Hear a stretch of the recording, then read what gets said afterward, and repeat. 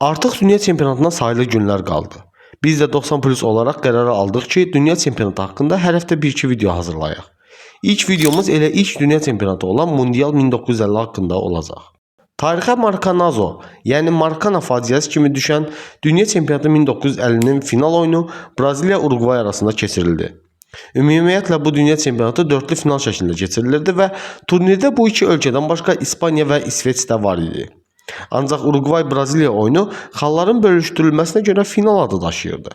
Belə ki, heticə olsa və ya Braziliya utsa sambaçılar, Urugvay utsa Günəş ölkəsi çempion olacaqdı. Maracana'da 173 min azarkeşin gözü önündə 47-ci dəqiqədə Braziliyadan Friaça hesabı açdı. Artıq hamı Braziliyanın çempionluğuna əmin olduğu bir vaxtda Juan Alberto Schiaffoni və onun Romadan komanda yoldaşı Alcides Giglia səhnəyə çıxdılar və Urugvayı çempion etdilər. Deyilənə görə final fitirindən sonra Maracana sakitliyə bürünmüş, yalnız ağlaşma səsləri eşidilirdi.